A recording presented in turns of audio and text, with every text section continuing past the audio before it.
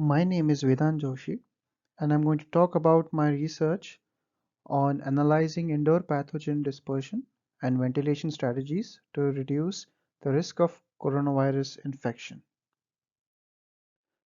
The novel coronavirus has infected millions of people globally.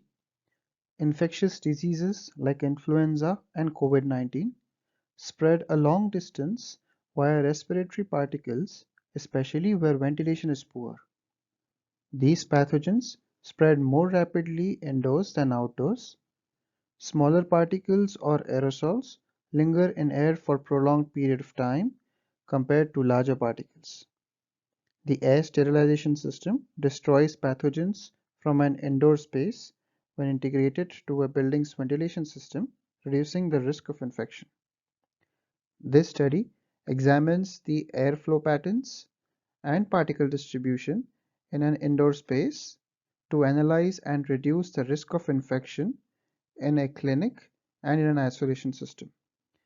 The objective of this study is to determine the efficacy of the air sterilization system and to investigate the time required to remove airborne pathogens produced by a sneeze from an indoor space. The pressure-based Navier-Stokes solver in ANSYS Fluent is used to predict the field variables, and the K-epsilon turbulence model is used to predict small-scale motion. The simulation models air in the room by an Eulerian model and the respiratory particles by an Lagrangian model. The pathogens released from the sneeze are modeled as water droplets containing 25% volume as non-volatile nucleus. The initial particle distribution of the released pathogens are modeled using a Weibull distribution curve containing approximately 10% aerosols and 90% droplets. Evaporation of water from the particles is modeled using the species transport equation. This study investigates the pathogen transport in a clinical setting and in an isolation system. The computational domain of the clinical setting models an infected person seated on the chair surrounded by two occupants wearing masks. The return duct is located above the patient. The supply is located on the opposite corner of the room and supplies conditioned air uniformly, providing 3 air changes per hour. It was assumed that 25% of the exhausted pathogens are reintroduced in the room by the conventional HVAC system.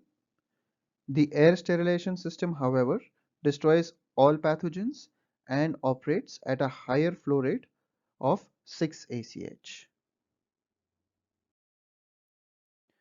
To understand the efficacy of the air sterilization system, a clinic with a conventional HVAC system is compared to a clinic with using an air sterilization system.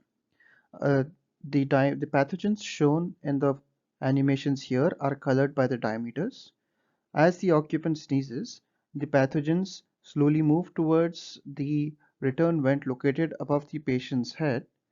However, in the conventional HVAC system, which is shown on your left, few pathogens, or 25% of the exhausted pathogens, are reintroduced in the room as they are not treated or filtered out by the conventional HVAC system.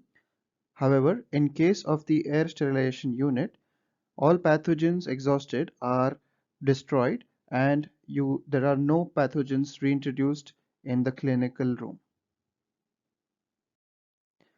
So it can be said that the conventional HVAC system increases the risk of infection by redistributing or spreading the pathogens in different areas of the room and increasing the airborne concentration in the room.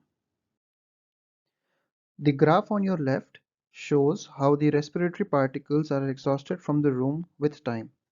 It is seen that a higher percentage of particles are exhausted during the first 60 seconds and less than 1% particles are exhausted after 120 seconds. This trend is similar for the conventional system as well as the air sterilization unit. A higher percentage of particles are exhausted from the room with the air sterilization unit as an attribute to the higher flow rate. This can also be seen from the graph on your right, where the airborne particles in the room with the air sterilization system is always less than the conventional system at any instant in time. The second scenario investigates an isolation system with a negative pressure room and a positive pressure room as shown here. The infectious patient sneezes, releasing respiratory particles in the negative pressure room. Both rooms have a supply and an exhaust duct and are controlled by the same centralized HVAC unit. The patient in the positive pressure room is immunocompromised and needs to be kept away from any coronavirus infection. This scenario is different from the clinical setting as it looks at pathogen transport between different subspaces of a building. As, as the patient in the negative pressure room sneezes, the pathogens disperse in the room, out of which some are exhausted through the return duct. Now, in case of a conventional HVAC system, some pathogens are not filtered and hence are introduced in the positive pressure room, hence increasing the risk of infection to the immunocompromised patient. However, using the air sterilization unit, all pathogens are destroyed before distributing the air to other subspaces, hence keeping the patient in the positive pressure room safe. As you can see, the positive pressure room and the air sterilization unit using the air sterilization unit has no airborne pathogens. The concentration of aerosols as a function of time are shown in the figures below. The aerosol concentration is defined as the total particle of volume present in the room divided by the volume of the room. As time elapses, the concentration of aerosol decreases with time, irrespective of the ventilation strategy in the negative pressure room. However, aerosol concentration in the other room remains relatively constant once infectious aerosols are introduced using the conventional HVAC system. It is worth noting that there is a zero aerosol concentration for the positive pressure room with the air sterilization unit because the pathogens removed from the negative pressure room are completely destroyed. The bar graph here presents the percentage of exiting aerosols and shows that the air sterilization unit removes more particles from the negative pressure room compared to the conventional HVAC due to a higher flow rate at the exhaust. The bar graph for the positive pressure room is 0 for the sterilization unit as no pathogens exist in the room.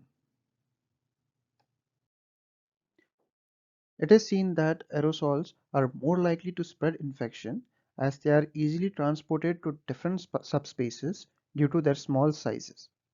As water from respiratory particle evaporates, droplet lose volume, resulting in more airborne aerosols in the room. Additionally, majority of pathogens from the clinic were exhausted in just first 60 seconds for both ventilation scenarios. The air sterilization unit removed a higher concentration of particles from both indoor spaces and at a higher rate. Also, the findings of this study can be generalized to any scenario where a centralized ventilation system is employed. This work was performed at University at Buffalo's Center for Computational Research. The authors would like to thank U-First Services, UB-CAT, and the School of Engineering and Applied Sciences at UB for their financial support.